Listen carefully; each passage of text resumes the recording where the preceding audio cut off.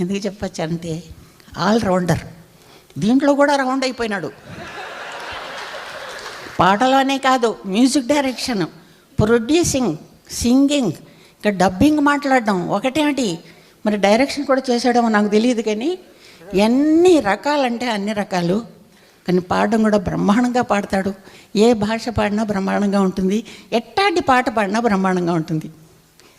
సందె పొద్దుల కాడ సంపంగిన వింది, సందగడికి తోడు చలిగాలి రమ్మంది.